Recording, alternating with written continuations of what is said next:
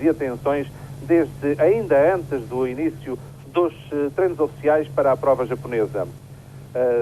Qualquer deles foi amplamente interrogado sobre o que pensava que iria acontecer, sobre as suas táticas possíveis, sobre o que poderia vir a suceder na pista. A qualquer deles foi colocada a questão, é evidente, daquela colisão entre ambos o ano passado aqui na chicane, que acabou por decidir o título em favor de Alain Prost.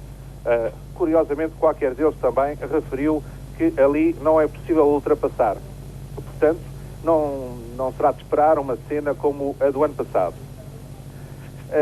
Os treinos viveram essencialmente do duelo entre as equipas McLaren, Honda e Ferrari, é evidente. Os outros ficaram um tanto atrás. Basta ver que a diferença entre o quarto Nigel Mansell e Thierry Boutsen, o quinto, é bastante superior à diferença entre Mansell e Senna, que está na pole position, e a Ayrton Senna conseguiu aqui no Japão a sua 51ª pole position. No entanto, Alain Prost também pode considerar-se que cumpriu uma parte do seu contrato. Ele queria a pole position, mas ficou pelo menos com a primeira linha ao lado de Ayrton Senna, e ambos vão arrancar lado a lado. Aliás, neste momento... Soweit also Gerhard Berger, Freitag hier in Suzuka, schnellster wie oft am Freitag eines Grand Prix-Wochenendes, gestern auf den 4. Platz zurückgefallen durch ein nicht ganz faires Manöver von Alain Prost, der Berger in seiner schnellsten Runde blockiert hat. Für Prost ging es um einen Platz in der ersten Startreihe, sehr, sehr wichtig, diesen Platz hat er geholt.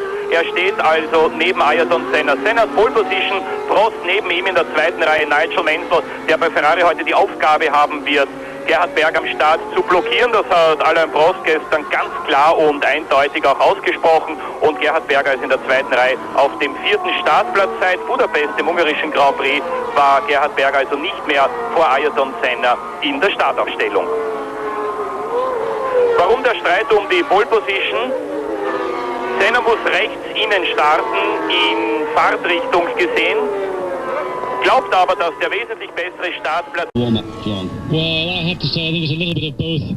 The gamesmanship has been rife all weekend between Ferrari and McLaren. But yesterday I spoke to Steve Nichols. Here we go, cars on the warm-up lap now. This is a fantastic racetrack in Suzuka. Enormous crowds get here. Very, very challenging and very, very fast. Over 300 kilometres an hour down the back straight.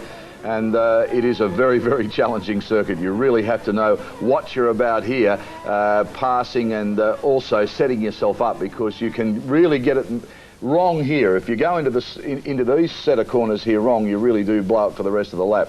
Well, there's some very fast corners here. It's a great circuit. I love racing on it. I raced there in '87 for Toyota, and we did a lot of races there, and I really do like the circuit. It's a very demanding circuit. It's quite difficult to set the car up because you have these big, long, sweeping corners which require a lot of downforce, and then you've got some real sharp hairpins, and it's quite difficult to gear the car for it. But it's quite interesting to note that Honda have got their Series 6 engine for this particular meeting, and Ferrari have got their Phase 6 engine. So the new Honda engine is 2 kilos lighter. It's developing a little bit more horsepower right through the rev range, and they've brought that out for this meeting. And Ferrari have got their Phase 6 engine, which is the latest development. And apparently they have a very good engine for Prost, reputedly putting out about 730 brake horsepower. So I wouldn't be at all surprised if that's what he's got in the car for the race. And the two Ferraris were quickest in the morning warm-up. So I think we could be in for a real good one. Nigel Mansell has vowed that he will drive to help Prost win the championship or win today's race. And Berger said, I'll think about it from the McLaren's point of view. OK, let's go live now to Suzuka. James Hunt and, of course, Murray Walker, your commentators.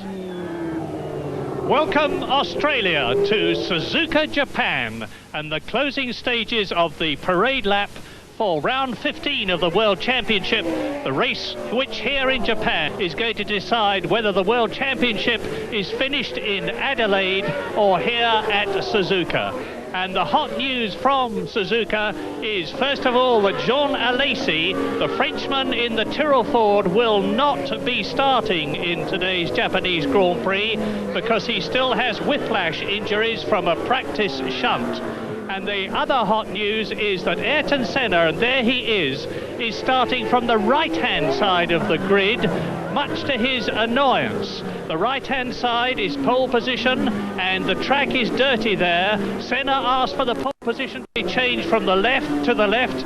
His decision, his request rather, was refused, and the result is that Alain Prost, starting from second on the grid on the left-hand side, is actually going to have a start advantage at a circuit where passing is virtually impossible, except at the notorious chicane where Alain Prost and Ayrton Senna, both in McLarens last year, collided, and we all know what happened subsequently.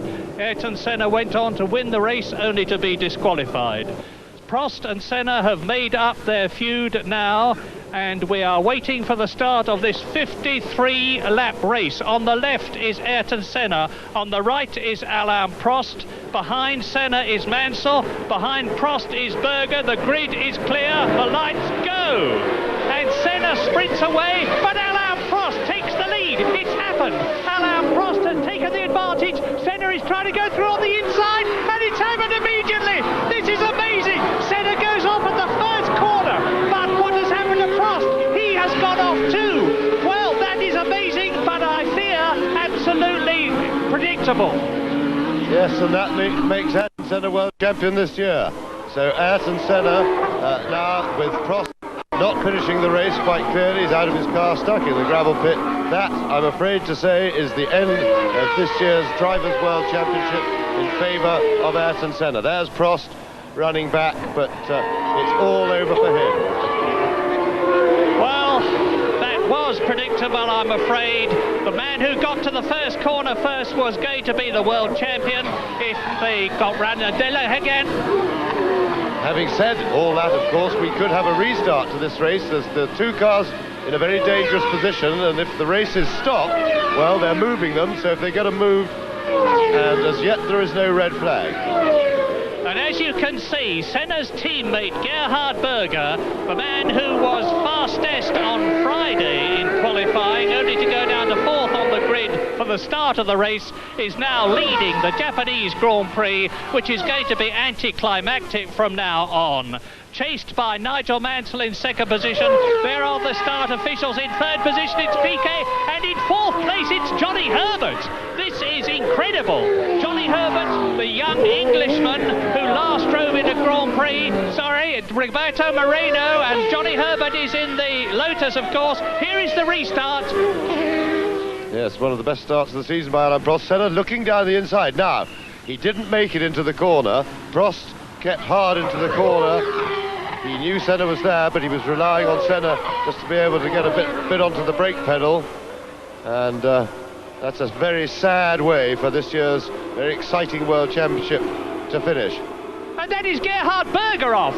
Well, what an amazing Japanese Grand Prix, because before the second lap even, Gerhard Berger is off, and into the lead goes Nigel Mansell. Let us recap then. At the first corner, Senna and Prost, the World Championship contenders, collide, and they are both out of the race, which gives the championship to Ayrton Senna. Then Gerhard Berger goes off, and now a terrific race at the front between Nigel Mansell that you're looking at now, Nelson Piquet in the Benetton, and sensationally, Brazilian Roberto Moreno having his first real Grand Prix drive, because up to now he has been in inadequate cars. Now he is driving the Benetton that Alessandro Nannini, last year's winner, would have driven had he not had his dreadful helicopter accident.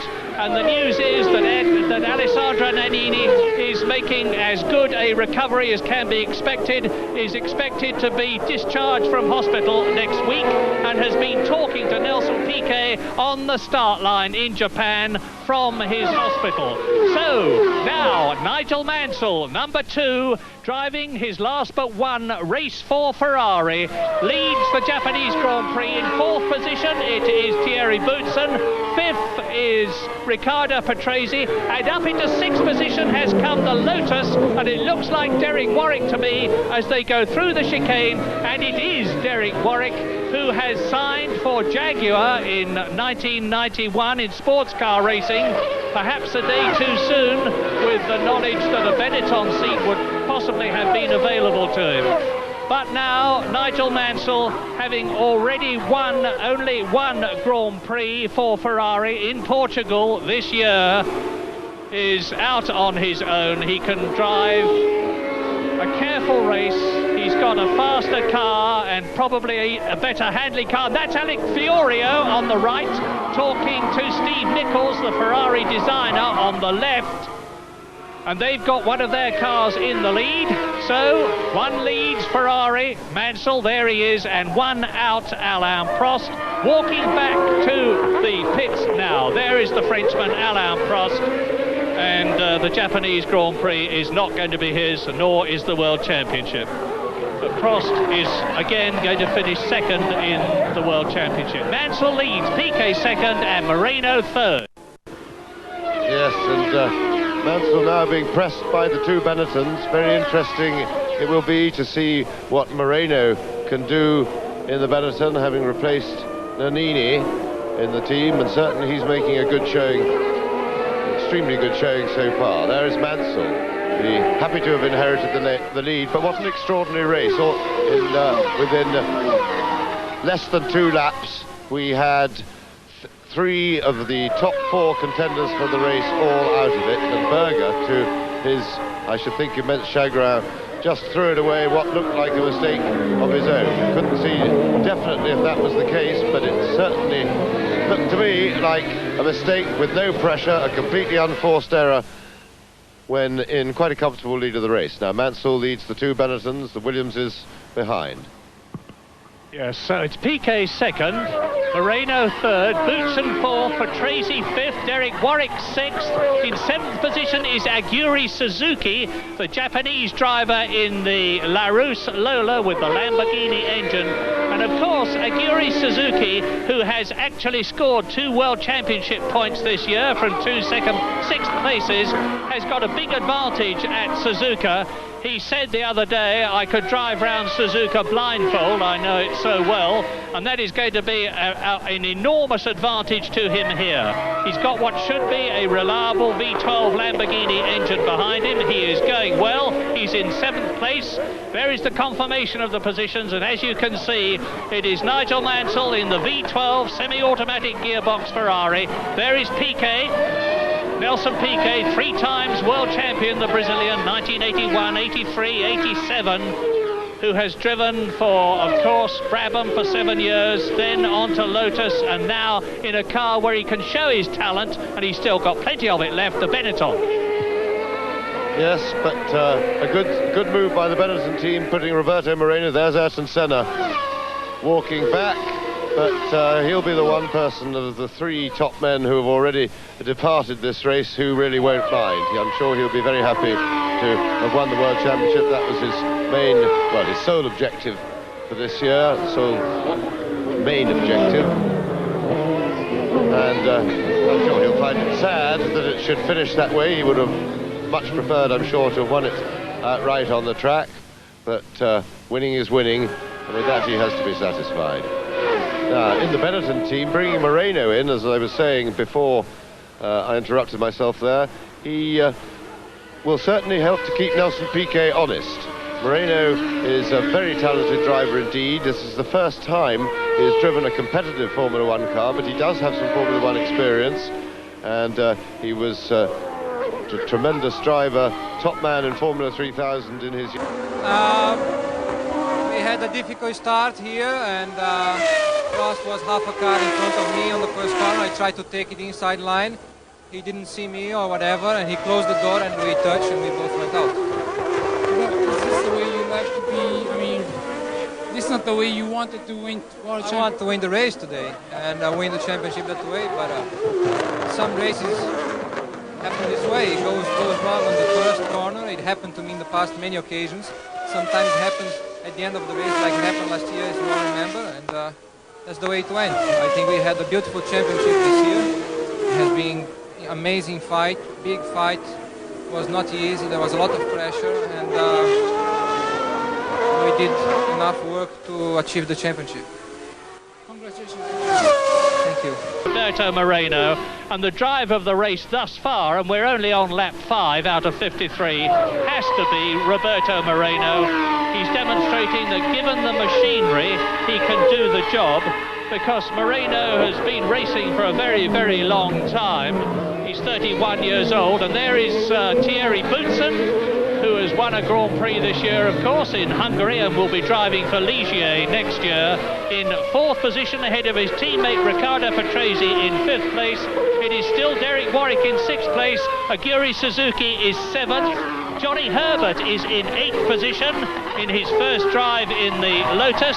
In 9th place, it is Satoru Nakajima. In 10th position, it is Pierluigi Martini. 11th is Eric Bernard. And in 12th place, it is Maurizio Guterman in the Leighton House. Piquet.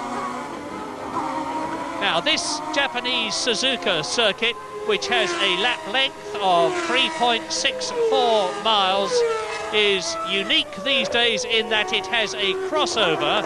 It is a sort of distorted figure 8 in terms of shape, and Suzuka's got a crossover point. You can see there is Roberto Moreno in 3rd position, chasing his teammate, and of course there's no question of a race between Moreno and Piquet. Roberto regards himself as extremely lucky to have the Benetton drive. He will be endeavouring to demonstrate that he can drive a quick, reliable race and obey team orders. We're with Nigel Mansell now in the semi-automatic gearbox Ferrari. Now, driver's eye view of Suzuka, and there are some very, very quick places here on this Japanese circuit, and Nigel Mansell now will be sizing up the apex points underneath the bridge now. And Suzuka is a circuit where you can certainly build up to, as at most Grand Prix circuits these days, about 180 miles an hour. Off goes one of the Leighton House cars, and it's Maurizio Gugelmin. Gugelmin out then. And he was in about 12th position. In fact, he was 12th position, Maurizio Gugelmin, and he's gone out on lap 6. So Senna is out, Prost is out, Gugelmin is out. 3 of the top runners. Jean Alesi didn't start. So this is the 3rd race in succession where only 25 people have started. Portugal, Spain, and now Japan. Yes, and there's Nigel Mansell now really starting to stretch it. He's settled into the race. Tyre wear is marginal here, so he will want to look after his tyres, treat them as gently as he can while still building a lead slowly. He won't want to go herring away, but of course one wants the luxury of at least, say, 10 seconds by the time a tyre stop becomes potentially necessary. Now, Roberto Moreno in the Benetton, of course, has done very little long-distance Grand Prix type driving in this year, and although, however fit he may have maintained himself in terms of training outside the car, there's no substitute for fitness acquired in the car, that extra bit that gives you the edge. And both Moreno and even his team, Benetton, are worried about his ability physically to last this long, hard race. Remember, Suzuka's very hard on the neck and the body because it's got a lot of high-speed sweeps, and these create tremendous G-forces. James, it's fairly static at the moment. There is inevitably going to be a lot of discussion about that first corner coming together between Senna and Prost. It's the 2nd time it's happened in 2 years at Suzuka. Would you ascribe any blame to either driver? Prost was in the lead and moving in. Senna was trying to go through on the inside again.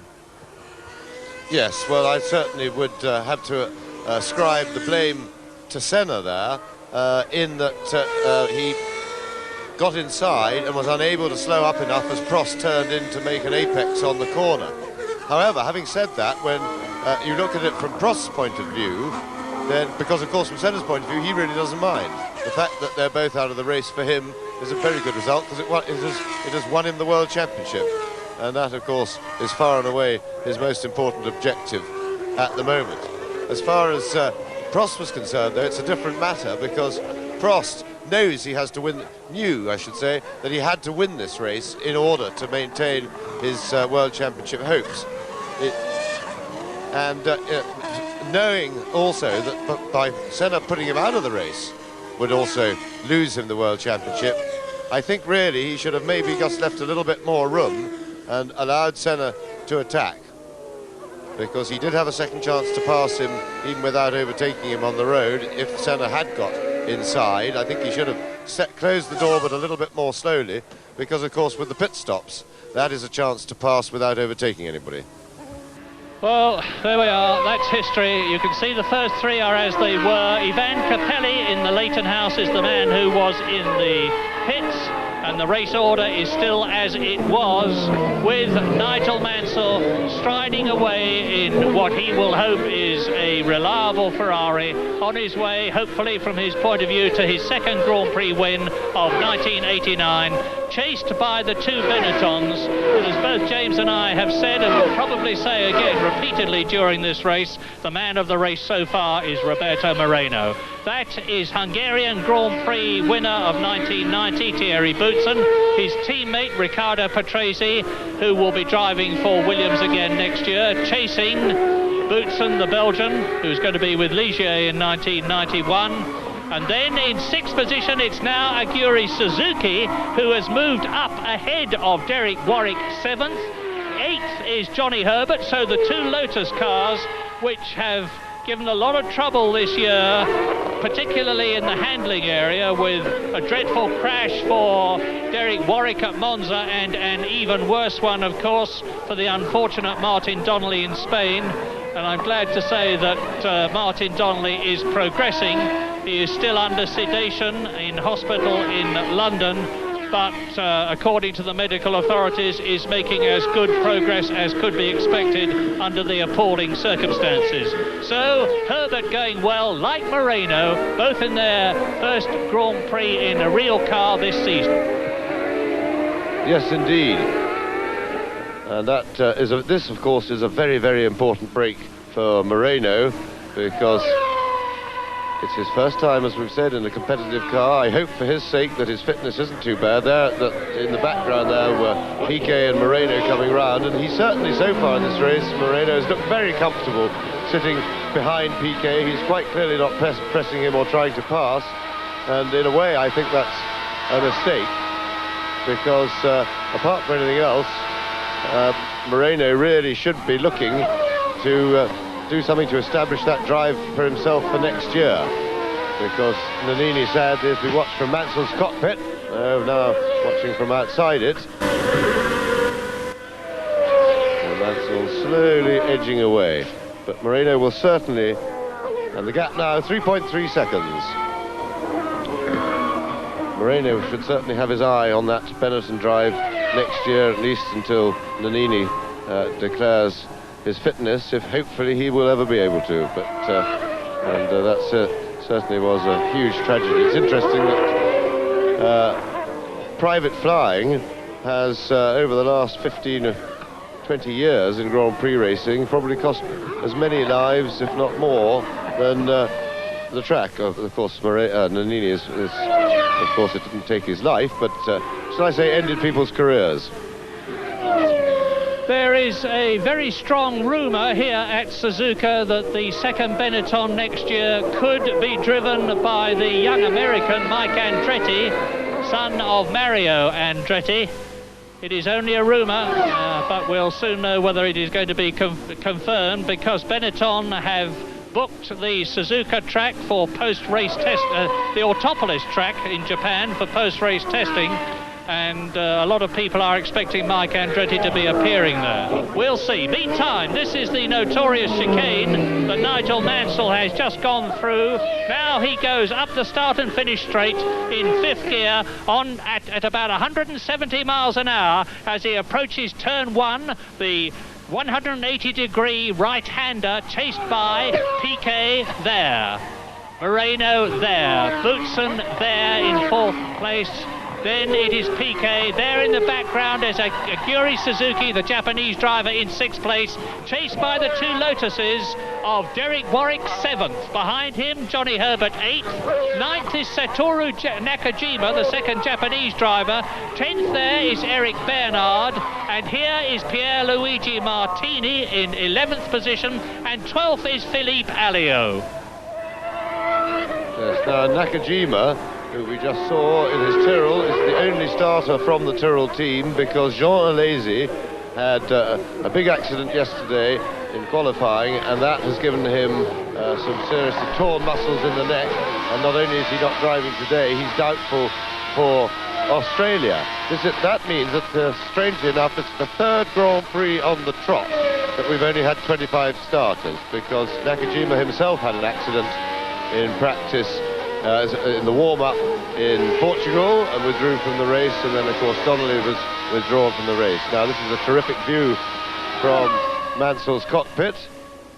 We're back outside it now, and Jean Alesi, withdrawn from today's race, is a man to whom I owe an apology after the Spanish Grand Prix. In the excitement and heat of the moment, I misjudged the first lap accident, and I judged it to have been his fault. On closer examination since I got home, I totally withdraw that. Having seen the accident on proper replay, it's quite clear that Gerhard Berger got himself boxed at the start and then tried to muscle his way out, which is very much Berger's style, and you're entitled to try. But he nudged Alesi and pushed, and Alesi therefore got pushed into Patrase's Williams, and at that point his rear wheel got punctured, the wheel broke, and the car was no longer controllable. So that accident was certainly caused by Gerhard Berger and not Jean Alesi, as I stated a couple of weeks ago. Yes, I'd like to join you in eating humble pie, James, because I accused Alesi at the time of stupid and precipitate driving, and I take it all back. Now, I feel very sorry for Australia, who had desperately hoped that at Adelaide, which is going to be the 500th World Championship Grand Prix, the Drivers' Championship would be decided. Well, that is not going to be the case, but here is an interesting point. It is not inconceivable that the Constructors' Championship could be decided in Adelaide, because when the Japanese Grand Prix started, McLaren were only 18 points ahead of Ferrari, and that is a very small gap for McLaren these days. But now, with amazingly both Senna and Berger out of the Japanese Grand Prix, it means that McLaren will score no points.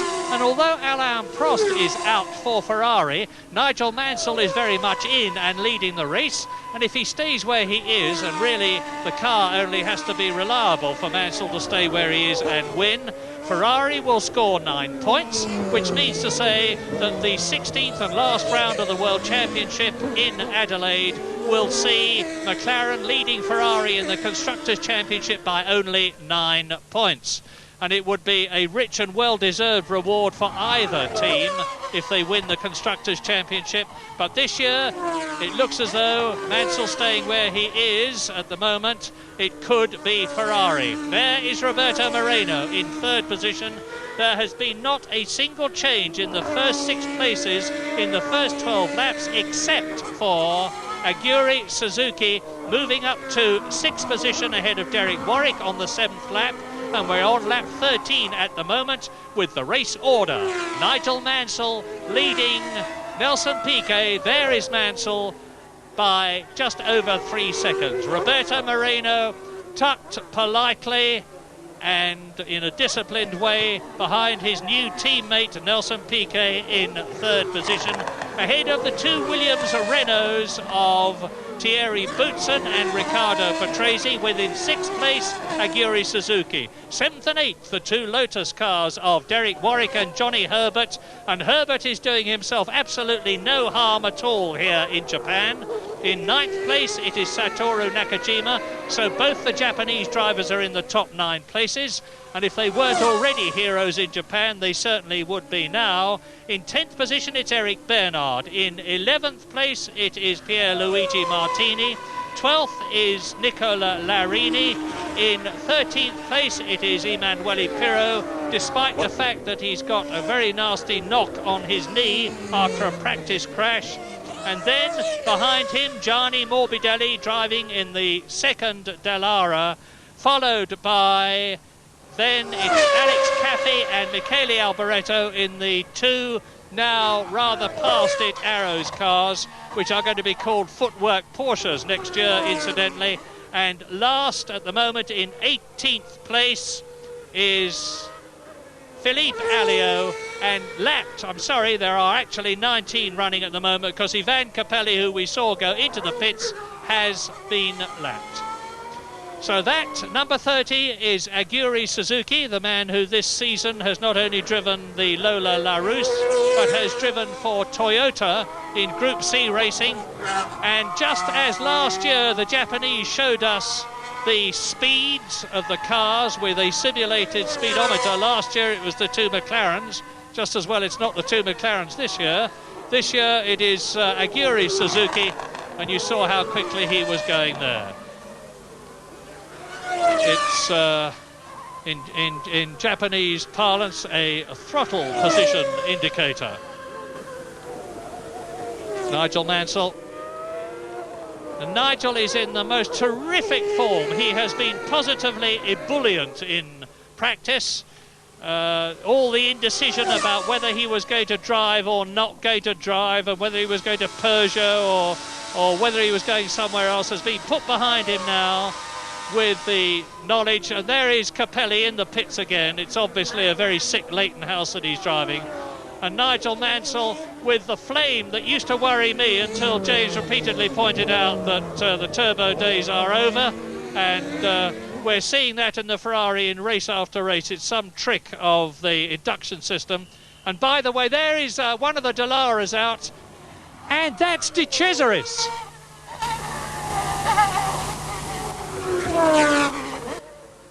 Well, De Cesaris started 26 on the grid. He just lost it. It's very, very slippery here at Suzuka. A lot of people, including Ayrton Senna, went off in practice.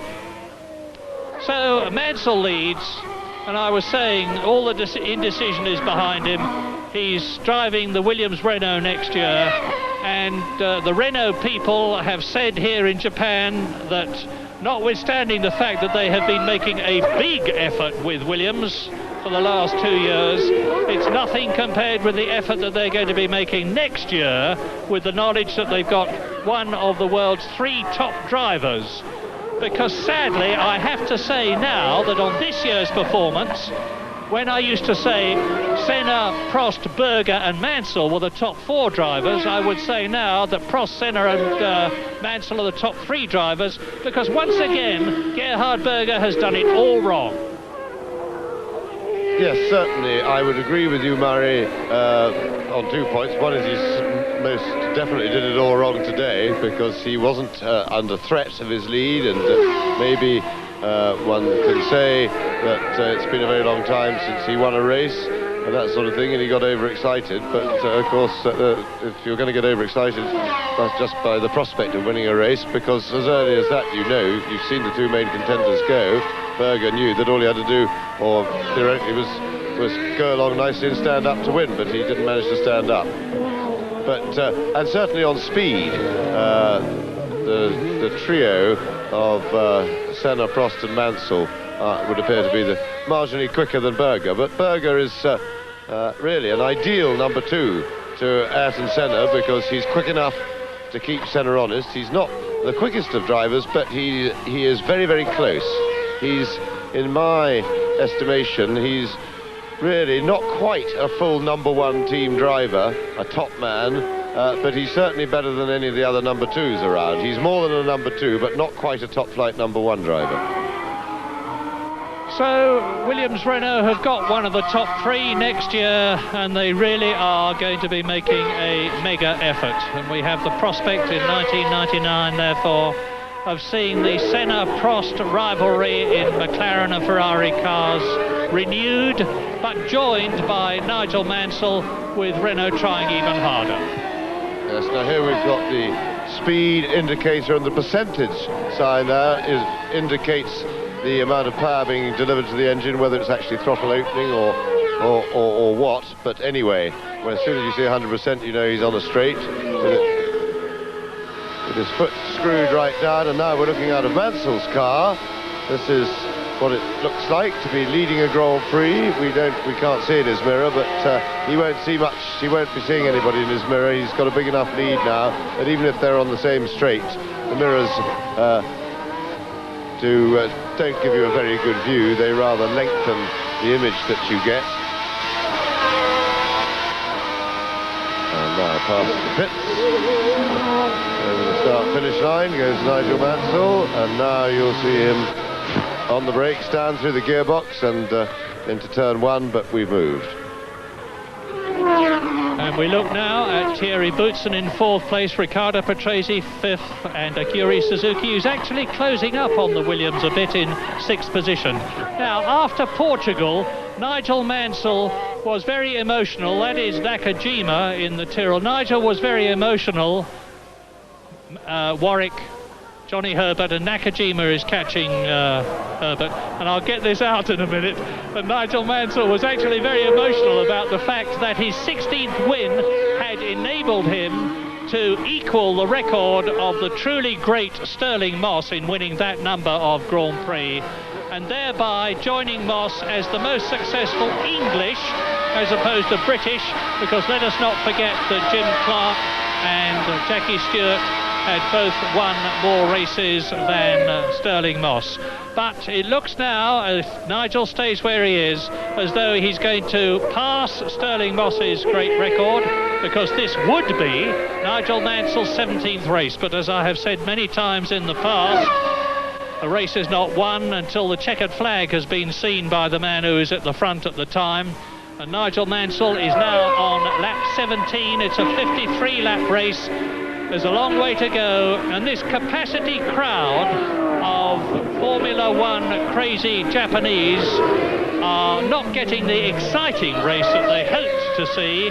They've had the World Championship resolved, but they will be all agog. There is an enormous interest in Japan in Grand Prix racing, because so many of the teams are sponsored or backed very heavily by Japanese concerns. You think of them, you see McLaren is using a Honda engine, Tyrrell have got a lot of Japanese money behind them and are using Honda engines next year. Then the Brabham team is Japanese owned, so is the Arrows team, to the extent that it's actually going to be called Footwork next year. The Leighton House team is a Japanese organisation in terms of ownership. The Lola team is owned by a Japanese concern, and so Japan is very much a dominant force in terms of money, but not really in terms of technology, except of course for the enormous contribution that Honda have made. And once again it looks as though the Japanese Grand Prix at the Suzuka circuit, which is owned by Honda, is not going to be won by, in fact it can't be won by a Honda-propelled car. In 1987, the first Japanese Grand Prix at Suzuka, it was a Ferrari who won, Gerhard Berger. Then, in 1988, Ayrton Senna won in a McLaren Honda, to the joy of the Japanese. Last year, of course, although Senna finished first after that contentious coming together with Alain Prost, it was to be disqualified and to allow Alessandro Nannini in the Benetton Ford to be adjudged the victor. So out of 3 Grand Prix so far, Honda and Japan have only won 1, and they are certainly not going to win this one. Nigel Mansell on the softer C compound is expected to make a pit stop. The gap between the Ferrari and the 2 Benettons is currently just under 5 seconds. That's not enough of a gap to allow Mansell to make a pit stop and to try and take advantage of some fresh tyres. He would lose quite a lot of time coming in. It's a very long pit entry here, and you've got a very, very tight little chicane just before the beginning of the pit lane proper. So maybe Mansell now really is trying to take care of those softer C compound tyres and maybe try and avoid the pit stop that he believes that the Benettons won't want to make. Yes, Nigel Mansell leads the race. Japanese Grand. Now, Nakajima, local Japanese driver, and you saw the Lotus of Johnny Herbert, I think that was, going a little bit wide and sliding a lot, but he held it well. But it was a little mistake from Johnny Herbert, and it is indeed Herbert in his first Grand Prix for quite a long time, and let's wish him very well indeed, because he has suffered the most appalling rehabilitation from that huge accident he had at Brands Hatch 2 years ago, and still isn't 100% fit in movement with what was a very badly broken leg, but it's coming. And it would be tragic, though, if that accident has taken the sparkle off the really outstanding talent that Johnny Herbert showed up to the time of his accident, and even afterwards, by running into 4th place in his first ever Grand Prix in Brazil, and really showing tremendous form in the Benetton team. But then he couldn't press the brake pedal, he got damaged, and from that accident it held up his rehabilitation.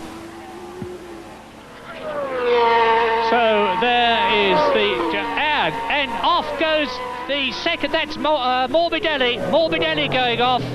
Gianni Morbidelli, the Italian, driving in his first Grand Prix for the Minardi team, joins Maurizio Gugelmin out of the race, Senna out of the race, Prost out of the race, and Satoru Nakajima in 9th position, challenging. Nakajima, who has been written off by a lot of people, is certainly not one of the very top men, but he's no slouch. And of course in Japan he's getting an enormous adrenaline charge from the fact that he is in front of his countrymen on a circuit which he, like Suzuki, knows extremely well.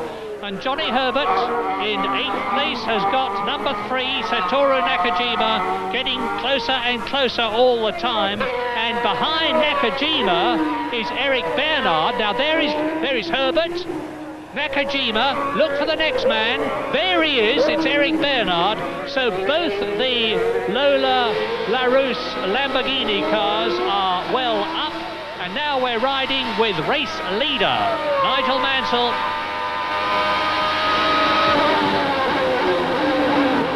Is a pretty good view from Mansell's cockpit, or was, and now through that very, very slow first gear chicane,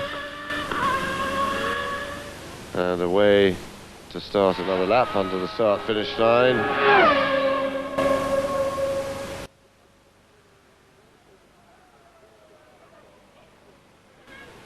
You get quite a good impression when looking at the onboard camera. If you look at Mansell's hands, or whichever driver, into the pits comes Riccardo Patrese. Sorry, Thierry Boutsen, that is, I do beg your pardon. Boutsen into the pits, and that looked a little bit more than just a tyre stop to me, but maybe it was just the bumps that were making the car wander, and there's something wrong at the left rear. And I couldn't see what they were checking, but they seemed to be checking something. It may be that they weren't sure whether the wheel was properly on. It goes onto a set of pegs which very accurately pin the wheel, and because they hold it against the drive, and it's quite a tight fit. It has to be. And sometimes the wheels won't go fully on, and sometimes they're very difficult to get off because of those pegs as well. Nigel Mansell out on his own. It's an ideal race, of course, for him. He's got a clear circuit in front of him. It's going to be some time before he laps anybody, but he is far enough in front of Nelson Piquet in 2nd place to be able to drive very much his own race. There is Nelson Piquet and Roberto Moreno. What a wonderful drive by the cheerful little Brazilian who has tried so hard for so long to get his talent recognised. It was recognised, but somehow or other, Moreno always got overlooked when there was a decent drive going, until Benetton. There's Mansell, Piquet, until Benetton needed a test driver. There is Roberto Moreno, 3rd place in the background, and of course now Riccardo Patrese has moved up to 4th position. You just saw him coming round the right-hander there, with now that Thierry Boutsen has gone into the pits. And that means to say that Aguri Suzuki is now in 5th position. Boutsen, after a long pit stop, 13 seconds, is down. Yes, and of course for the two non-regular Grand Prix drivers there is a question mark of fitness, but Moreno is showing so far that he's having no problem staying with Piquet. And behind them, Johnny Herbert, well, Herbert is also staying right with Derek Warwick, and there's no one stronger than Derek Warwick, and of course that pit stop by the Williams has moved Herbert up into 6th place, and there's the caption. Yes, Derek Warwick is in the pits now, so he's taking on new tyres. So as you see, Suzuki moves up into 5th position. Johnny Herbert, on his reappearance in Grand Prix racing, is in the points on lap 22 out of 53, and we should be getting quite a few tyre stops now. Boutsen has been in. We've had Capelli in a long time ago, but that was for something other than a tyre stop. And the tyre stop from Ferrari and Nigel Mansell that we're with now should not affect his position. Indeed, he might even... No, he wouldn't get out again in 1st place. In which case, now this could be interesting. We don't know for sure that Nigel Mansell is in fact going to stop. I believe that he is on the Goodyear B compound, which is the harder of the tyre compounds available. No, he's on C, so he will definitely have to be coming in, whereas the Benettons are definitely on B tyres, which are a harder compound, and that means they may not have to come in. Not definitely that they won't have to come in which case it's not inconceivable that Nelson Piquet and Roberto Moreno could move up into 1st and 2nd places, and then Nigel Mansell would have a real fight on his hands. But all this is hypothesis, because Mansell has not shown any sign yet of coming in for a new set of tyres. Well, with 22 laps now completed, it's very much pit stop time, and so for those who are going to make pit stops, it's a 53-lap race, so half distance is lap 26, and of course, to use both sets to their best advantage, to get the best out of them, one should certainly be stopping by now. It's somewhere between 1/3 distance in the race, but well under halfway, because remember that the first set of tyres has to work a lot harder than the second, because the car is 50% heavier when it's full of fuel, and that makes a lot more strain on the tyres, a lot more heat build-up. As a result of which you would want to change to get the right balance between the two sets somewhere soon after 1/3 distance, and this we have already passed by quite a long way. A lot of people around the world will probably be saying to themselves now that the last race of the year in Australia is going to be a dull one now that the World Championship has been decided. Let me very rapidly disabuse them of that thought if they've had it, because it means to say now that at Adelaide, Mansell, Senna, Berger and Prost will all be on level terms. The championship has been decided, whereas although Prost and Senna would have been trying tremendously hard in Adelaide, they would have been backed up by Mansell and Berger respectively, who would have had to defer to the championship contenders. In Adelaide that will certainly not be the case.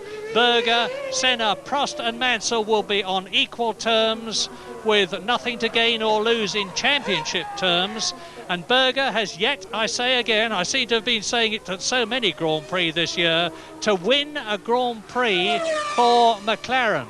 He won for Benetton when he drove for them. He won for Ferrari, of course. And that, incidentally, is Bernard in the pits. Eric Bernard now accelerating out of them. And the three top men, Mansell, Prost and Senna, have all won Grand Prix this year. Senna's won 6, Prost has won 5, Mansell has won 1, and Berger has not won any. So Berger, who must already be under some psychological stress because of the number of accidents that he's had this year, will be trying very hard indeed at Adelaide. And we have a new fastest lap for Derek Warwick, and that is, of course, what one would expect to a certain extent, because he's just put new tyres on. And that gives you quite a lot of extra speed for the first couple of 2 or 3 laps. And Warwick has just changed in his first flying lap on the new set as fastest lap of the race so far. Now back with Mansell. Now you look at the buffeting his hands are getting from the steering wheel, the way his head's being shaken about.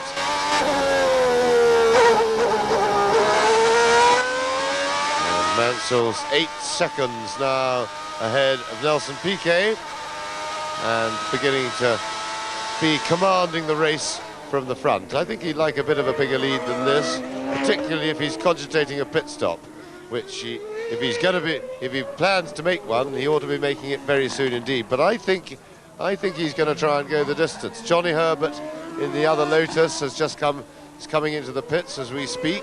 There he is. And we couldn't see how long that one had taken, but it looked reasonably organised, so let's hope it was a good stop for Johnny Herbert's sake, because he really both needs and deserves a good result. He's had a pretty torrid time with his injuries over the last 2 years. It's over 2 years ago now since that horrendous accident at Brands Hatch, big multiple shunt. So Nakajima in 7th place, being chased by Thierry Boutsen, who of course has been into the pits. Nakajima has not. He's on Pirelli tyres, and Boutsen is on a new set of Goodyears as Nigel Mansell goes through to complete another lap, and in this case it is his 25th, so he's virtually up to half distance. Lap 26 and a half is the exact half distance in this 53 lap race. But Nigel Mansell isn't quite there, and he's still on his original set of Goodyear C tyres, the softer compound, although the tyre company itself says there's not all that much difference in wear. As into the pits now comes Aguri Suzuki, and he, at the time he came in, was in 5th position. That means to say that Derek Warwick now moves up into 5th place. No, Derek Warwick, of course, has been into the pits. So, yes, that is the situation. And Warwick now is in 9th position, and that means Johnny Herbert is in 5th position. An incredible achievement. There is Nakajima, so he's given up the battle with Thierry Boutsen. And it's all confusion at the present moment because of the tyre stops. But on lap 26, coming up to half distance, it is Mansell, Piquet, Moreno, Patrese, the first 4. Yes, well, I think it's the teams that we have seen come in for tyres are by and large, I would think, late. The Ferrari pit crew we can see getting ready with their tyres, possibly for Mansell. Whether they have made the decision or whether they're just preparing themselves, I don't know, because if they had planned a stop or knew they were going to make one, we see yellow flags in the background, somebody's off, and Mansell does come in. So Mansell, late, slightly late to get the best out of both sets of tyres, but I'm sure maybe the reason, though, for that, in that he wanted to just keep building his lead before relinquishing it, in the hope that he might get a new set of tyres on and get out, if not in the lead, very close to it indeed. So Mansell now. There is running the clock, but we've got a caption, and Moreno, Piquet have gone, and under 6 seconds by Ferrari.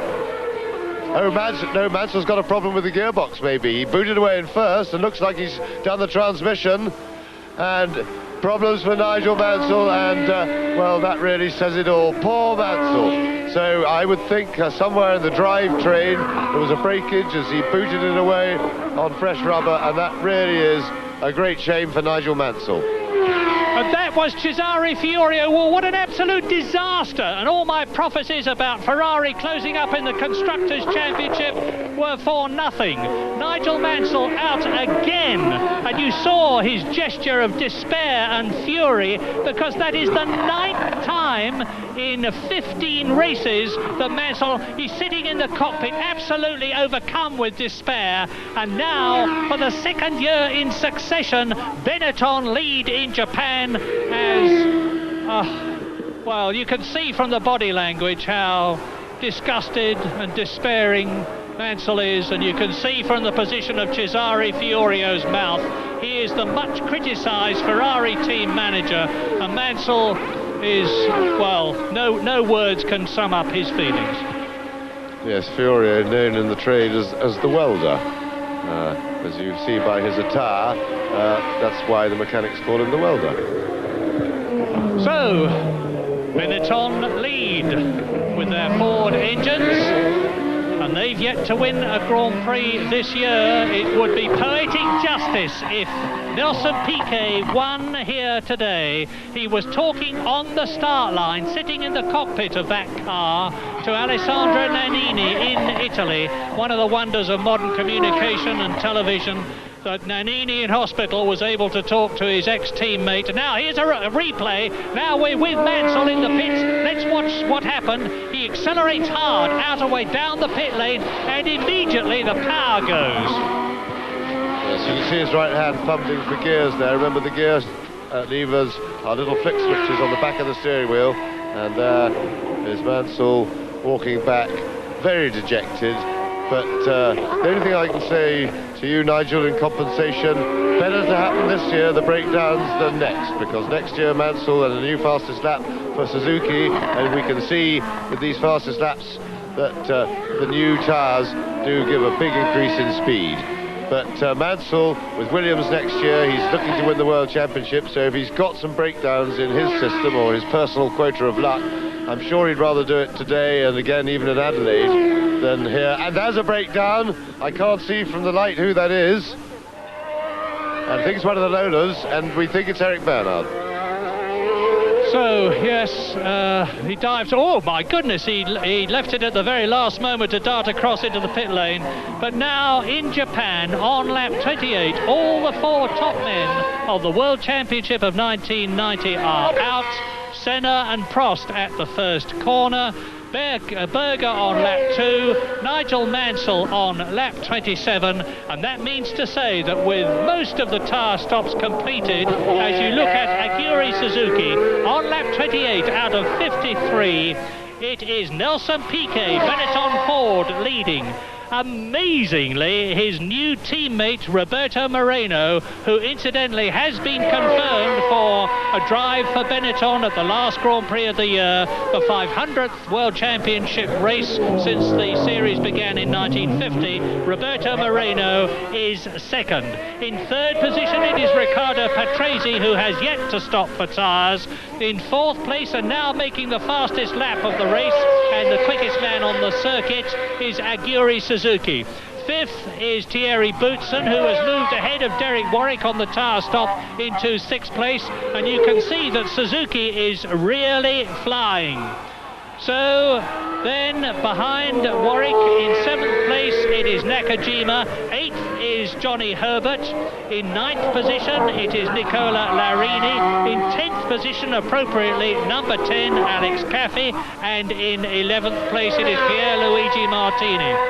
Well, the race in terms of real excitement at the front has not been all that exciting after the first lap. But now, with Mansell out and with Piquet leading, and incidentally, Piquet's last win was at Monza in 1987, when he was world champion driving for Williams Honda. The things are really picking up. Quite a mature piece of thinking on the part of Suzuki, that he decided to stay with something he is established in and he believes in. And that, more importantly, the team believe in him.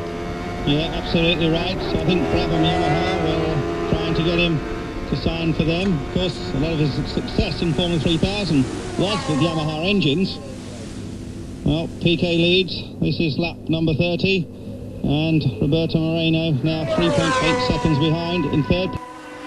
But the man to watch at the moment is Suzuki, because we just had a very good shot of him through the quick sweeps, and he's really attacking this circuit. Of course, he's got every motivation in a Japanese-owned car, and particularly on the opposition's owned circuit, namely Honda owned this circuit. Suzuki has a chance to make a name for himself, and he's certainly trying. He was really throwing the car around just now. We had a good view of him through the S's, and there you see again, yes, he's really very attacking driving, tremendous stuff. And this is one of the Arrows cars. It's Alex Caffey, actually, and he is in 12th position, and he is chasing his teammate Michele Alboreto in 11th place ahead of him. We're now on lap 30, and this, of course, is the, I don't mean this unkindly, but in comparative terms, the fairly lumbering Arrows, because the car's chief attribute these days is the fact that it's extremely reliable. For most of this season, Arrows, and he's about to be lapped by race leader Nelson Piquet. Most of this season, Arrows have been concentrating on the development of next year's car with the Porsche V12 engine. Well, it certainly looks as if the Benetton team are intending to go through the race without a pit stop. Remember that they are on the harder compound of tyre, the slightly harder compound. It's not a big difference, and it may just be that they could have a struggle towards the end of the race. Somehow I doubt it. I think the tyre will hold up all right. But they do face that possibility. And there is Nelson Piquet, current race leader, being tracked by his teammate. And you just got a subliminal glimpse there of Moreno's Benetton behind. Now the rearward facing camera. Very good view, and under braking there, of course, you see the Benetton closing right up. And yellow flags being waved there. Yes, and a car under the bridge. Can't see who it is, but somebody under the bridge is off. And now the gap. Moreno has dropped back over 4 seconds now, and this may well be Moreno's fitness struggling to stay. This is about, well, this is certainly the time of the race where it's hurting a lot for everybody, but these drivers are used to that. But it's when you physically no longer have the strength left to muscle them, and this is the sort of stage of the race where, on this very hard circuit indeed, Moreno, I should think, is beginning to lack for muscle. Nelson Piquet leading the Japanese Grand Prix, but he's leading it at a much earlier stage, of course, than his teammate. Well, there is number 9, that's Michele Alboreto's Arrows out. Yes, I'm afraid the super reliable Arrows, which I was talking about, has once more had the Murray Walker prophecy proved wrong.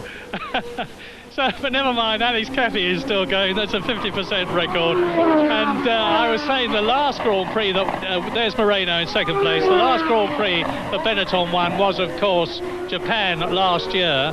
And before that, their first and only victory was when Gerhard Berger won in Mexico in 1986. So there's been a bit of a drought. And next year, Benetton will have the new John Barnard designed car. When I tell you, you're looking back now from Alex Caffey's Arrows at race leader Nelson Piquet, who is definitely taking his time about closing and getting past Caffey, because Piquet knows exactly what the situation is. Like all the top drivers, he has got a car to pits radio, which is telling him where he is, how far ahead of Moreno he is. He knows that Roberto Moreno is there to protect him from anybody who may be attacking. And of course, Riccardo Patrese in third position behind Roberto Moreno is not in an attacking situation at the moment, because of the distance that he is behind the Benetton. With in fourth place Aguri Suzuki, the fastest man on the circuit, as again you look back at race leader Piquet. In fifth position is Thierry Boutsen, so the two Williams are third and fifth. In sixth position, and everybody will hope that he stays there, Derek Warwick, as Jaws like the shark Benetton closes up on the Arrows of Alex Caffey. I have sometimes questioned the wisdom of a rear-facing camera, but not today. No, exactly. Now you see Piquet closing up in the slipstream a little bit, and he's gone through finally. So Piquet has made it through, and he's certainly waiting for that moment. He would have lost quite a few seconds to his overall speed there, following in the turbulence from the Arrows for a lap and a half, something like that. Yes, and there you are. You see he's lost on the gap to Moreno, who's running on his own. He's lost 6 or 7 tenths of a second in that one lap. There are only 12 cars running now out of the 26 who started. A lot of disappeared by the wayside. And here is the race order on lap 33. Nelson Piquet leading Roberto Moreno, his teammate, by a comfortable 3.5 seconds. That's the oil flag, red and yellow. That means that there's a problem ahead. And there is the problem. It's Johnny Herbert. Well, sadly, he's not going to finish this race, but he has proved that he's capable of driving a Grand Prix car very quickly indeed, because sadly, the Lotus was not the best car in the race, but yet Johnny Herbert had got it up to 5th place. Yes, and I have to say, I'm very pleased with that for Johnny Herbert. I think it's, in a funny way, the breakdown when it came, he certainly acquitted himself extremely well. He's shown that his strength is back, and that he was driving well, because Derek Warwick is driving as well as at any time in his career, and Herbert was running with him. And also, too hard a race here, I would have thought, if he'd gone the whole distance, would not be good for his still rehabilitating body. Conversely, he's done just enough today that really that should help his fitness for when he gets down to Adelaide. And with one race under his belt already in the Lotus, I'm sure he'll be even more competitive in Adelaide, fitter, and this will have done his confidence also a great deal of good. So the gap now for between the two Benettons, very nearly 4 seconds. As Suzuki goes through, founded by Olivier.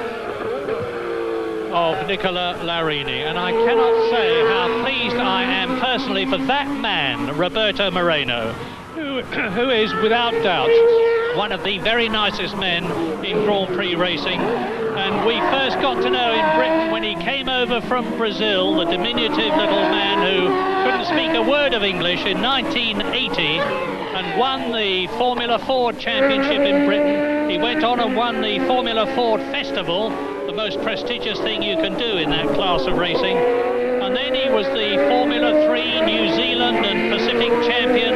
He actually won the Australian Grand Prix twice, when it was the Formula Atlantic Formula, and in doing so he beat people like Alan Jones and Jacques Lafitte. He's driven in Indy racing. He was the Formula 3000 European champion of 1988. But then when he came into Grand Prix racing, it was with Coloni and Eurobrunn, having had a test with Lotus, and he tried to qualify for the Dutch Grand Prix round about 1984, if my memory serves me right.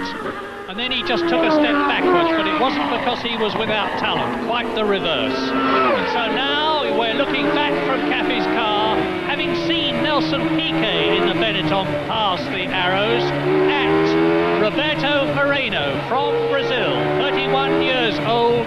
This is his hour and a half of glory, second in Japan, in a situation where this year the only previous finish he has had was at Phoenix in 13th place, and 10 times Roberto Moreno this year has failed to qualify in the Eurobrunn. Incidentally, there was no Life car here in pre-qualifying. Bruno Giacomelli and the Life team rightly decided not to come to Japan, having failed to pre-qualify for every Grand Prix, and Moreno is here because there are no Eurobrunns either. Yes, we have a good view of Moreno's efforts to pass. Oh, we were having a good view, but I think he'll have to wait for the start-finish straight to get a tow, as we saw Piquet do just a couple of laps earlier. There's Nakajima now. Warwick in 6th spot, then Nakajima, and in 8th place Larini. So, as you look at Satoru Nakajima chasing Derek Warwick, who is in 6th position, so Nakajima is 7th, and now you look back at Roberto Moreno, 2nd in the race. Here are the retirements thus far.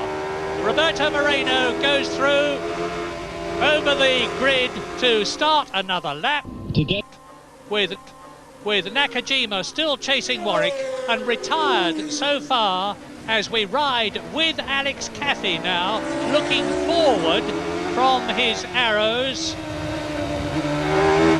And retirements are Ayrton Senna, Alain Prost, first corner. Gerhard Berger, second lap. Maurizio Gugelmin out on lap 6. David Brabham, the Australian driver in the Brabham, whose place in the team is very much at risk for 1991, retires. Stefano Modena has gone out, so has De Cesaris, Morbidelli, Nigel Mansell, of course, Eric Bernard, Michele Alboreto, and now,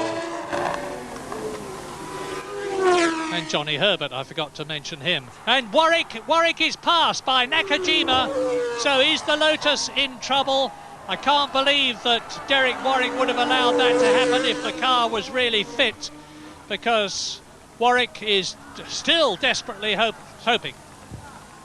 Yes, well, maybe he made a mistake coming out of the chicane before the start-finish straight, because he ought to have more power for acceleration than Nakajima, and it was that Nakajima got past him on that start-finish straight, which is uphill a bit. And here we see it again. Now you see Warwick defended the corner, so he's not in that much trouble because he took the inside line, but Nakajima stayed off the brakes just that little bit longer and got round the outside of him. But I must say that I would have thought that Warwick was slow away. Now let's hope that was only a missed gear and nothing more serious mechanically, such as trouble in the gearbox. He's actually lost a gear or two. That of course would seriously hurt his acceleration if he's lost one of the mid-range gears. Now into the pits comes Riccardo Patrese for, well, it's awfully late for a routine tire stop. Are they doing anything else to the car? No, they don't appear to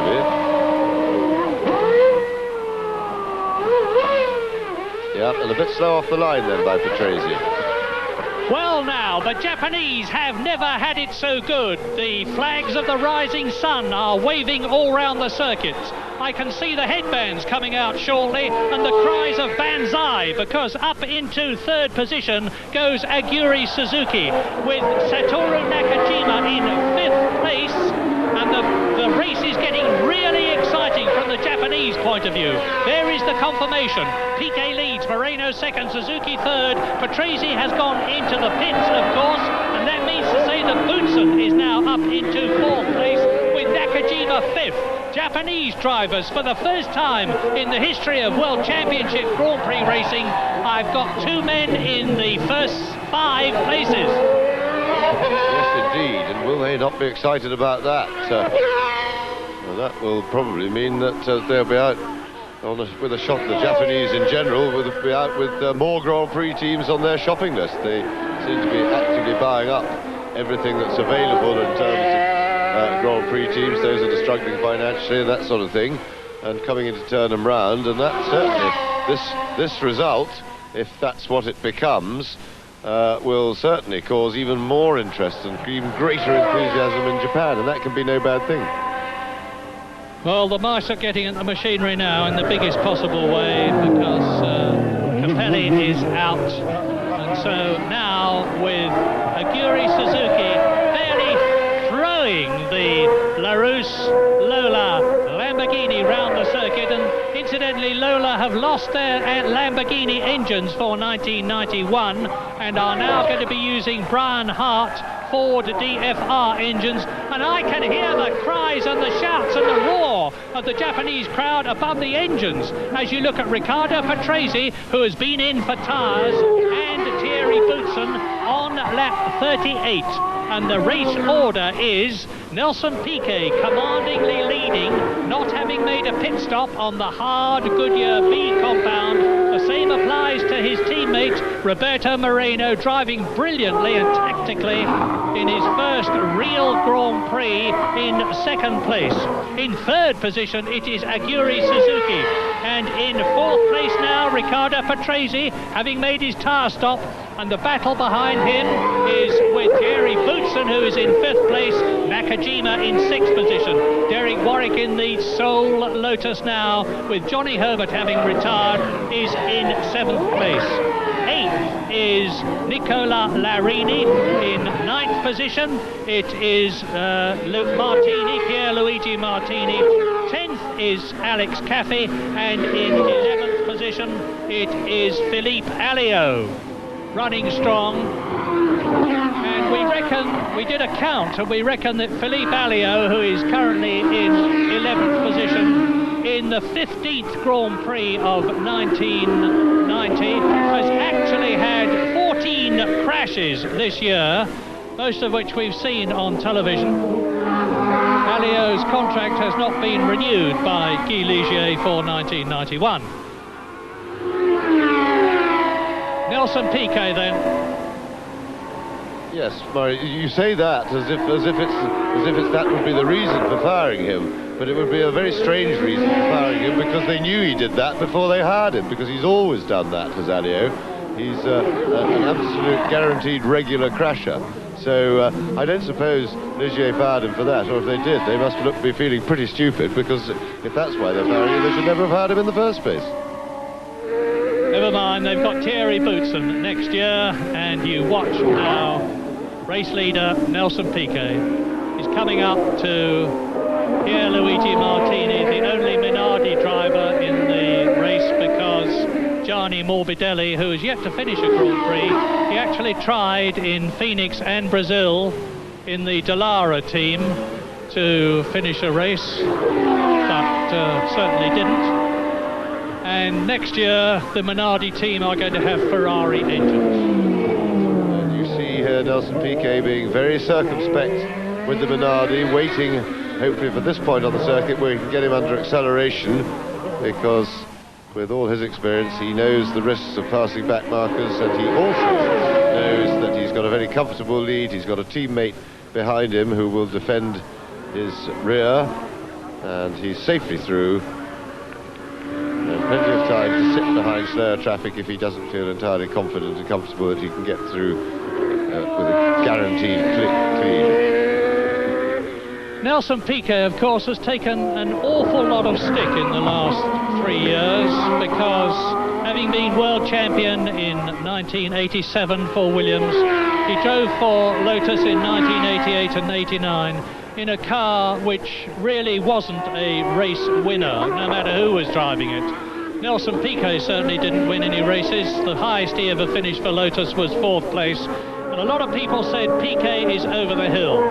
But then a lot of other people reminded us that Nelson Piquet is a man who really needs the right car, and that's Warwick! Derek Warwick! Oh my goodness, so once again the unfortunate Derek Warwick fails to finish, and that is the 8th time this year he's out. And he will just pull off the side of the track. He's pulled off on the left-hand side. He got across to the left-hand side and walking back to the pits. Yeah, I don't know if that was transmission. That car actually has a Lamborghini-built gearbox as well as the engine. It has, and in fact the gearbox has been a very reliable part of the car by and large throughout the season. Well, there's Berto Moreno. He's only ever had... Well, I'll just quickly finish my thought, and that is that Nelson Piquet is certainly vindicating himself here, because he's demonstrating that given the right car, he can still win races.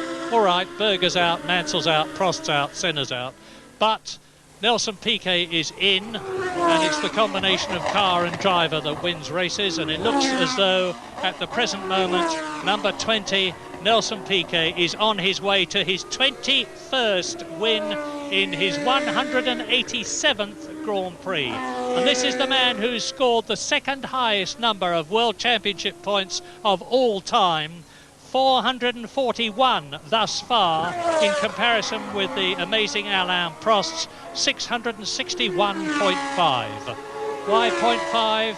Because Prost won the Monaco Grand Prix in a situation where he didn't go the full distance, and you therefore get half points. And Suzuki is still the fastest man on the circuit, closing up on Roberto Moreno in second place, except now it's Riccardo Patrese, who of course is benefiting from those new tyres that he has recently taken on. This is lap 41.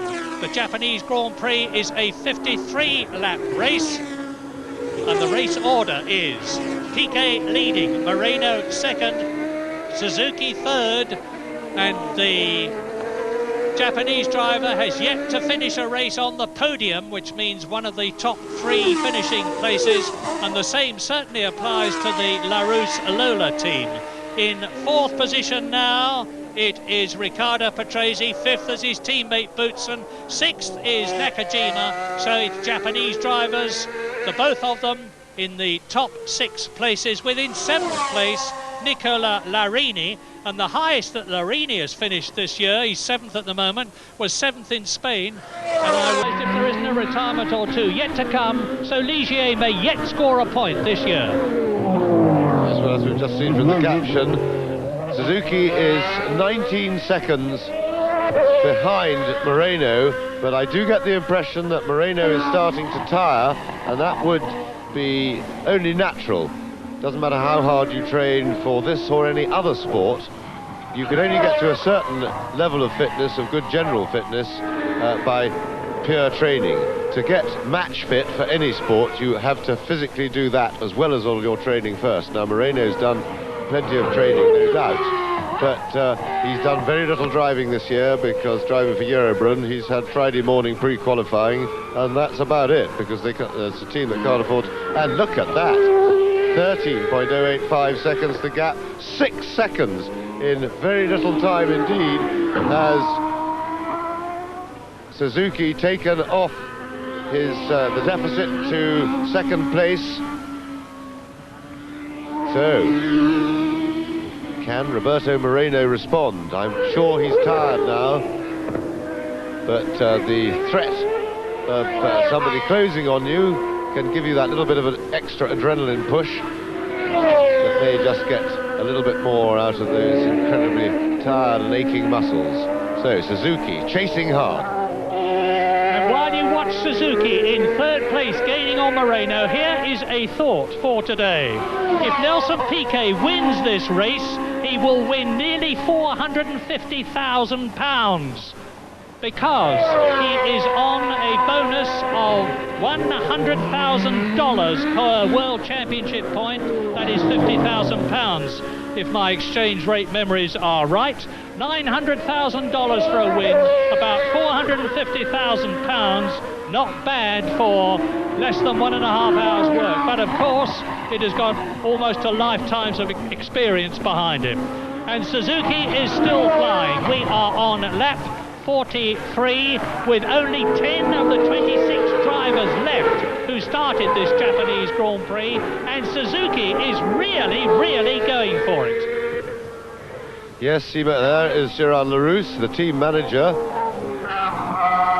in the pits, and they must be very excited. Now the gap, well, traffic may be moving the gaps around, because now he's lost a bit of time to Moreno, but he's certainly flying, and I'm glad to see this, because Suzuki, from the day he arrived in Europe, which was a couple of years ago, 3 years ago, I think, in a Formula 3000 race, in rather an agricultural-looking car, he impressed me enormously, particularly that very first time, as a driver with talent and ability. And now he's really showing it. He's driven very well this year, because he and Eric Bernard, who's also a very talented young driver, have battled it out for supremacy within the Larousse team, and in fact they've pretty much boxed a draw so far, but today on his home ground, a circuit that he knows like the back of his hand and all his early racing career here, no doubt, Suzuki is really having the best race of his career by a long way. Piquet leads, Moreno 2nd, and 2 Chargers 3rd and 4th. You've seen and heard about Aguri Suzuki, but of course Riccardo Patrese in 4th place is very much on his way on new tyres, ahead of Thierry Boutsen 5th, Satoru Nakajima 6th, Nicola Larini 7th, Pierluigi Martini 8th, Alex Caffey is 9th, in 10th position is Philippe Alliot, and that is the lot. Well, Piquet won't be thinking of the money, but he will be thinking of victory, and he will be thinking that above all he's got to drive a sensible, relaxed race, and with all his experience he will be doing that, and he will be certainly savouring the thought of mounting that top step of the podium for the first time since Monza in 1987, and this will mean, if he finishes in first place here in Japan, he has won races for Brabham and a whole lot of them. He has won races for Williams and a whole lot of them. He's been world champion for Brabham and for Williams. He's not going to be world champion for Benetton this year, but he is potentially going to have a win for the third constructor he has driven for out of 4, in a situation there was no way that he was going to win last year and the year before in the Lotus. That is Roberto Moreno. And what an incredible Grand Prix story this is. Moreno, from 10 failures to pre-qualify this year, 2 failures to qualify, only 1 finish in Phoenix and a failure to finish at San Marino, for which he qualified in the Eurobrunn, looks like finishing second in his first real Grand Prix drive. Brilliant. Yes, and Moreno in second place now seems to be quite capable of holding Suzuki, holding that gap, or holding it enough to maintain his second place. And there, of course, we got the speedometer on the right with the percentage of foot on the throttle. Oh, they've even got the throttle pedal for us on the capture, isn't that fun?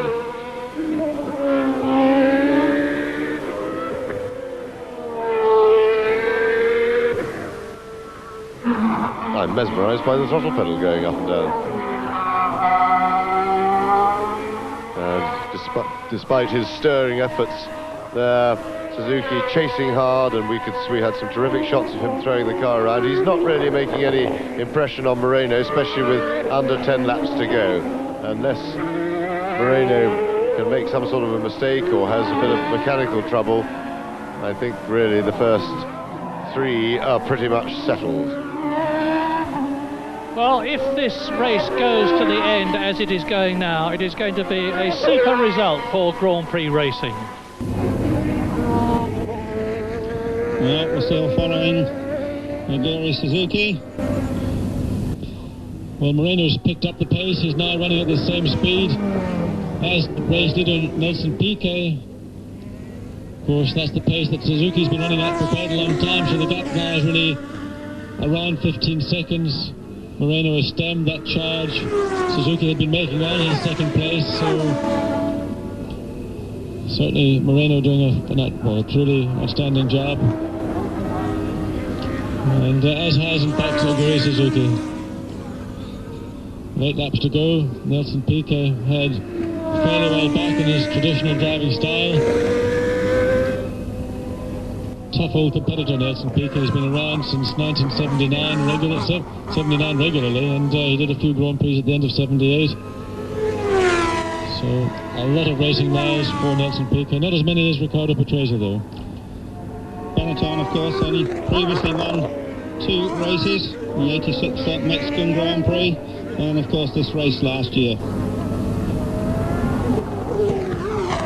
Talking about those Japanese drivers back in 76, Hoshino, I believe, is the same Hoshino that just won the Formula 3000 Championship this year in Japan, and Japan is a country, in fact, where racing drivers are not encumbered with age. It's something Formula 1 does suffer from. If you're more than 35 or 6, or just your late 30s, then you're considered to be well past it over the hill. But in Japan, they respect drivers of experience and age, and it just goes to prove in Japan and in America, people like Mario Andretti are still capable of doing the bizzo. As you are, of course, with Toyota. Just remind everyone, John Watson is 44. Well, Piquet in the lead from Moreno and Suzuki. Patrese is in 4th spot, Boutsen, Nakajima, Larini. Good drive that up to 7th place. Martini, Capi and Alio.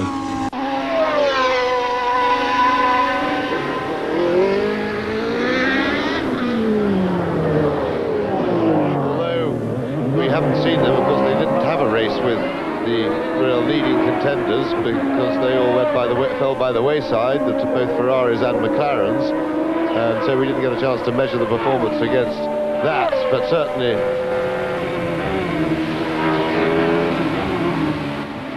Moreno has reduced the gap to Piquet a little bit, but I think Piquet has now eased up on his lead rather than anything startling. But of course, remember, Moreno has been busy responding to the charge from Suzuki. I think one can say he's now dealt with it and he could relax up again, but of course he has nothing like the experience of Nelson Piquet.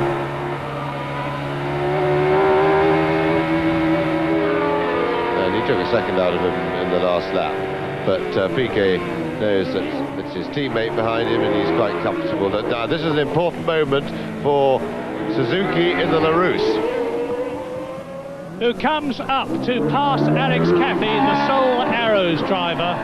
And Suzuki will, they locked up his tyres there, you saw the smoke, but he's dived through on the inside with the knowledge that he's in third position. He'll know it, of course, from his radio. You can see the little aerial to the front of the cockpit, just slightly to the right of Suzuki as he sits in the car. And that's the confirmation. Piquet leads by 5.5 seconds from Roberto Moreno, with Aguri Suzuki, the man we're looking at the moment, in third position in the Lola Lamborghini. Then fourth and fifth, the two Williams Renaults, and one must honestly say that it's a disappointment for them that they are only fourth and fifth, with the Patrick Head design chassis and that Renault V10 engine to propel it. Riccardo Patrese is fourth, and Thierry Boutsen is in fifth place. And by the way, this is Riccardo Patrese's 207th Grand Prix, the most experienced Grand Prix driver of all time. The second Japanese driver, and that is Suzuki you're looking at, Satoru Nakajima in the Tyrrell Ford, is in sixth place. Seventh is Larini, eighth is Martini, ninth is Alex Caffey, 10th is Philippe Alliot, and there are 16 retirements. Senna, Prost, Berger, Gugelmin, Brabham, Modena, De Cesaris, Morbidelli, Mansell, Bernard, Capelli, Alboreto, Herbert, Warwick. And there is Nelson Piquet. Well, fingers crossed for Nelson Piquet and Roberto Moreno, and for all of them for that matter, because the ones who have got to this stage of the race, lap 48 out of 53, richly deserve the finishing positions that they will be striving for. There is no real contest on the circuit now for positions. I'm quite sure that Piquet will be watching all his cockpit indicators very carefully, listening to his instructions, not his instructions, his information from the pit as he goes into that notorious chicane which claimed Senna and Prost last year and caused so much contention. Now Piquet is out of the chicane, down the start and finish straight with, as you see, 5 laps to go. He's doing about 180 miles an hour as he goes into turns 1 and 2, the two 90-degree turns that join up. He exits them at about 80 miles an hour. He goes into the S curve at 120 miles an hour. Then into turn 7, where he is now, 100 miles an hour. Up into fourth gear, up to the Degner curve, the right-hander. Then he's approaching the crossover point, and you'll see it in just a few moments as he goes up towards the hairpin curve. And that is very much the tight left-hander. There's the crossover point, you just saw him. Now he comes into hairpin curve. That's first gear, 60 miles an hour, out of it into second. Listen to the engine note. Third, fourth. Roberto Moreno in the Benetton in second place, well ahead now of Aguri Suzuki in the Lola Lamborghini, lap 49. Well, Japan has had a feast of potential success in its own Grand Prix. I say potential because the race is still some way from being over. Lap 49, 53-lap race. And although if there are any bugs in the machinery, they should have been sorted out by now, it's not inconceivable that somebody is still going to retire. We've seen Grand Prix lost at the last corner. I remember the great Jack Brabham at Monaco at the very last bend, running out of petrol and letting Jochen Rindt through in the Lotus to win with only about 200 yards of the race left. So there's the chicane. Here is Riccardo Patrese, 4th position. The man who's going to be number 2 to Nigel Mansell in the Williams Renault next year. Now, you're more of a historian than I am, Murray, but I thought that in 1970, when that happened, that Brabham went off on the last corner to let the win for Jochen Rindt with that magnificent drive was not because of lack of petrol. I think there was a back marker in the way and lack of road. He ran out of road, surely, under pressure from Rindt with the back marker to confuse the issue, which was a most un-Brabham-like error, but it was a most spectacular Rindt drive. Probably the greatest drive of the late, great Jochen Rindt's all too short career. You're absolutely right, James, but that was only your starter for 10 more to come. And Nelson Piquet still leads the Japanese Grand Prix. And I'm retiring from quizzes right now. So Nelson Piquet leads, Roberto Moreno second. If it stays as it is, brilliant race for the Benetton team and for Ford, who, after all, have stuck their neck out again to sponsor a Grand Prix engine, having put the money under the leadership of Walter Hayes years ago into producing, with the Keith Duckworth design, that great Ford V8 DFV engine which won 155 Grand Prix.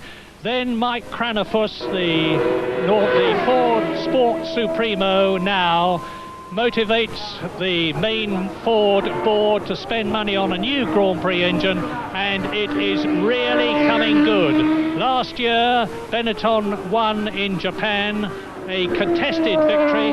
Alessandro Nannini, who will be watching this television now from Italy, recovering from his dreadful helicopter accident, and this will be a big fillip to the Italian to see his teammate, this man, Nelson Piquet, almost home to his first Grand Prix victory since the Italian in 1987. And if Roberto Moreno stays where he is, that was the crossover point that I was telling you about in this unique circuit. If Roberto Moreno stays where he is, it will be the first ever first and second positioning for the Benetton team in a Grand Prix, and that is Roberto Moreno.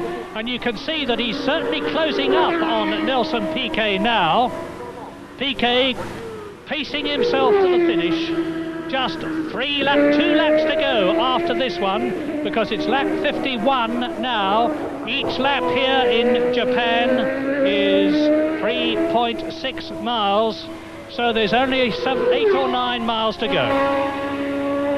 Yes, and as we look at Roberto Moreno, I would like to think that his drive today will certainly have done him a lot of good towards securing that same seat for next season in the absence of Sandro Nannini. And that would be very well deserved, because Moreno, he of course now has the easy signal out.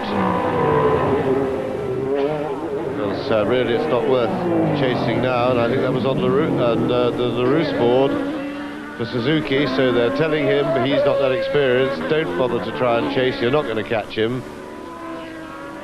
But let's hope that this very, very solid drive by Roberto Moreno, his talent we all knew about, but a nice solid drive should do an enormous amount of good for him towards getting selected for that seat next year. Remember, of course, though, he's got Australia to come, and I'm sure he'll be judged on that. I'm quite sure that the Benetton team have no need to panic into signing up another driver as yet, because anybody who is not signed as yet as a driver is not going to sign for anybody else while that plum drive is available, and therefore they can afford certainly to wait till after the Australian Grand Prix before they commit themselves to a replacement driver for Nannini. And I'm sure Moreno is one of the best on the market. He's extremely talented, quick, he's never had the right brake, and it looks like this is his brake, and he's taken the first offering of it extremely well indeed. Looking at Suzuki, still Japanese driver, 3rd place. Tremendous showing from Japanese on home territory. And A lot of celebrating about that. Nelson Piquet also riding to easy orders, I've no doubt, because it's only Moreno behind him. You can hear he's not revving the engine at all right up to the revs then. He was shifting up through the gearbox very quickly. So, Nelson Piquet starts his final lap of the Japanese Grand Prix, and certainly today Nelson has delivered the goods, and he has proved that he knows what to do, and he can win a race when it's handed to him on a plate. It's not his fault that it was handed to him on the plate, this Grand Prix, but the top 4 cars all went out, or top 3 went out early on. That was the 2 McLarens and Berger's, and Prost's Ferrari, and then Mansell was going away from the Benettons quite comfortably in his Ferrari when he went to the pits for tyres and then never got going again. So what Piquet, unfortunately for his point of view, which is important I'm sure, has not been able to prove today, is he's proved that he can take an inherited win when handed to him. He hasn't proved he can go out and win a race and beat everybody else, and that's really what we want to see from Piquet. Well, if Piquet wins and he's almost home, the 9 points that he gets will move him up to 4th in the World Championship, with just the last race of the series of 1990 to go, Australia in 2 weeks' time. So, first place in the race, 4th place in the World Championship, and £450,000 for his day's work is a very good reward indeed. And Nelson Piquet now is almost home. He's just got the last few corners to go. He goes into the chicane, into the last corner now. He can almost see the checkered flag, because there is Piquet winning the Japanese Grand Prix. His first victory since 1987. A win for Benetton, as it was last year in Japan. A brilliant second place for Roberto Moreno in his first real Grand Prix. A superb third position for Aguri Suzuki. Here he is coming up to the line now, to the joy and the acclamation of the enormous Japanese crowd. In 4th position, Riccardo Patrese. In 5th place, Thierry Boutsen. In 6th place, the second Japanese driver, Satoru Nakajima. And that means to say now that Senna has won the World Championship of 1990. Prost will be second, but Berger, who is third, could still be beaten by Nelson Piquet, who has moved up to 4th. Thierry Boutsen is 5th in the World Championship at the moment. Nigel Mansell in 6th place. And the Constructors' Championship goes to Australia, with McLaren leading Ferrari by 18 points.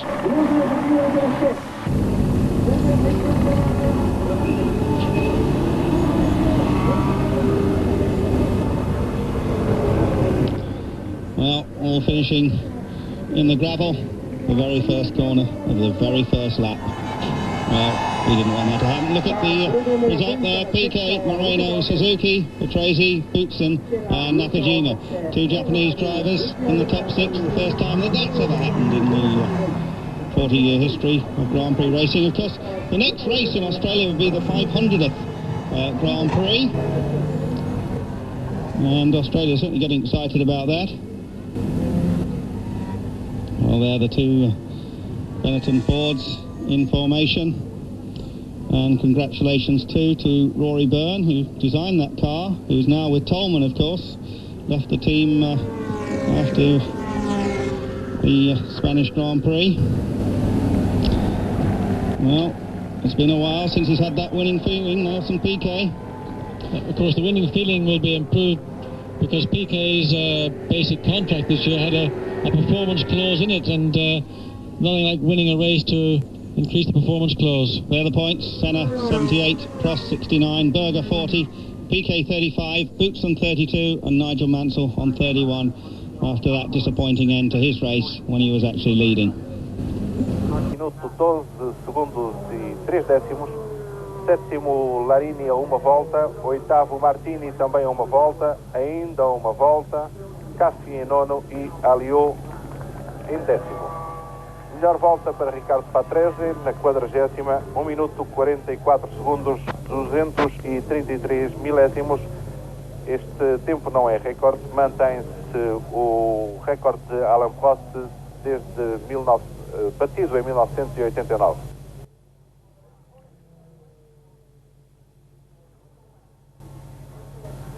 No campeonato, este resultado acaba por ter reflexos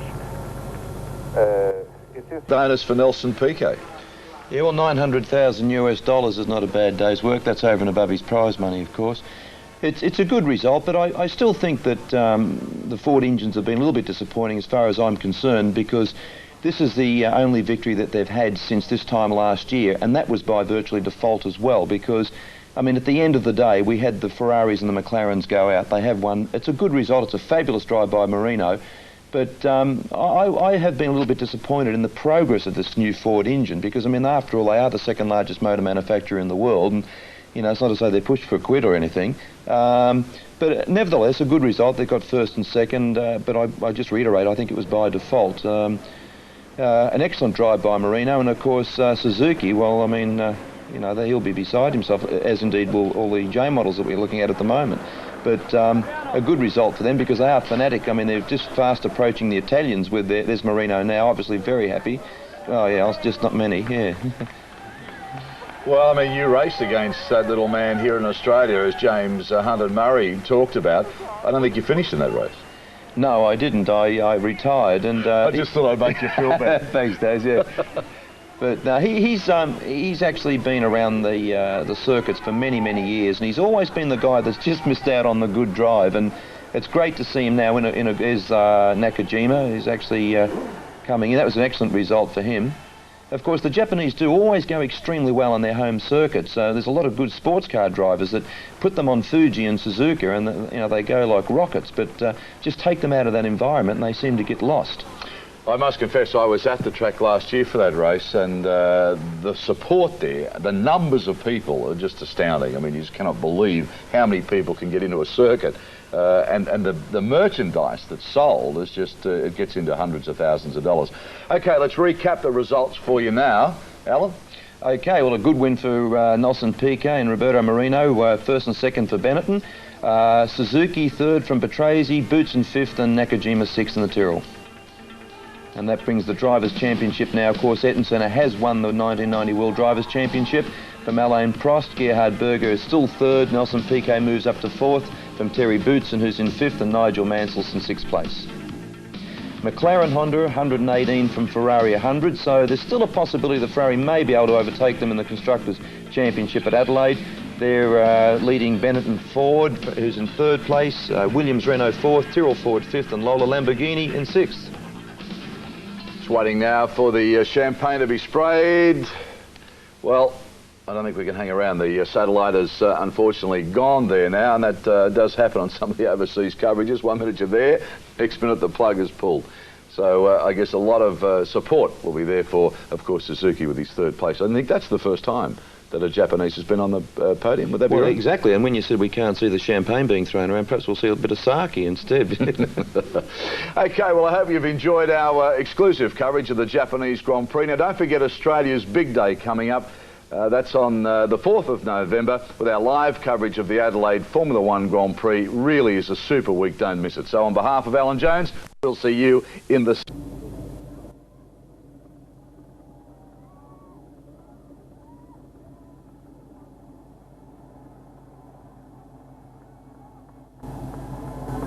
Festa brasileira com o título de campeão do mundo de Ayrton Senna, com o primeiro lugar de Nelson Piquet, o segundo lugar de Roberto Moreno.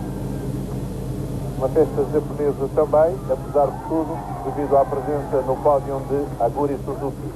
Mas uma grande decepção pelo que aconteceu com os McLaren Honda e com os Ferrari, sobretudo com o Ferrari de Alain Prost.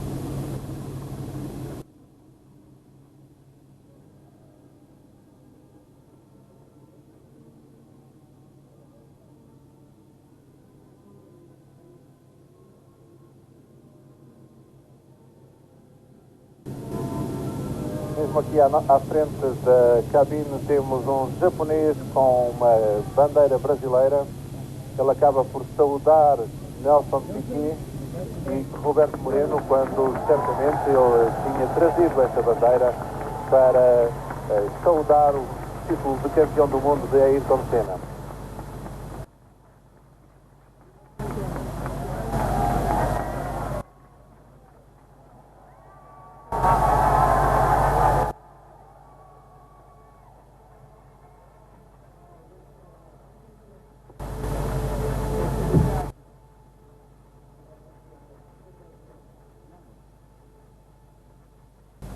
Entretanto, antes de ligarmos aqui do Japão, uma notícia que pode ser interessante e certamente interessa aos portugueses.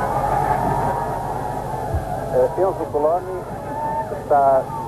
tem mantido ultimamente contactos com Pedro Matos Chaves na sequência do teste realizado pelo piloto português no Estoril ao volante do Coloni de Fórmula 1, para que Matos Chaves venha a ser o piloto da equipa no Grande Prémio da Austrália. Nada está garantido. Coloni disse-nos ontem que o piloto que preferia era Matos Chaves, que havia 95% de possibilidade de que isso acontecesse. No entanto, restam ainda algumas conversações e resta saber se Matos Chaves se arriscará a fazer a sua estreia ou a tentar a sua estreia na Fórmula 1 num circuito extremamente difícil como é o de Adelaide, um circuito citadino, com um carro que não se pode considerar verdadeiramente competitivo. José Miguel, vamos então interromper, agradecemos a tua colaboração neste direto a partir de Suzuka para a transmissão do Grande Prémio do Japão e até uma próxima oportunidade para o senhor espectador do canal 2 da RTP. Muito bom dia. Bom dia e obrigado pela atenção que prestaram a esta transmissão em direto do circuito de Suzuka. The track, a sad monument to an unsatisfactory conclusion to a battle which had raged all season long. The new world champion was unrepentant, so too was his boss Ron Dennis. Ayrton Senna, I've heard that you've recently run the World Championship. Have you got something to say about this?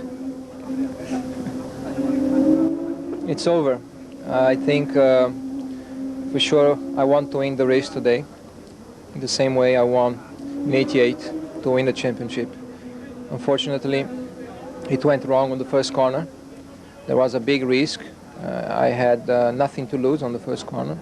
I want to win, and I went for a gap in inside on the first corner. Alan didn't see it and just closed the door, and we ended up touching. That's too bad for the championship because I'm sure the race would have been full of excitement. But last year I lost in a similar manner towards the end of the race instead of the beginning, and this year went wrong for him. In a race like this, where you're fighting for the championship, you have to go for everything. And as it happened in many other occasions in the past, there have been accidents in the first corner. I was on pole. Prost did a better start, but on the first corner I was coming faster than him. I had a better engine acceleration, and there was a gap. I went for it. He closed the door, and then was nothing I could do to avoid the contact. If he had not closed the door, nothing would have happened, and we would have continued racing. But unfortunately, he closed the door, and I could not avoid the contact. Well, I'm very happy because it's more than 2 years that, more than 3 years that I win a race.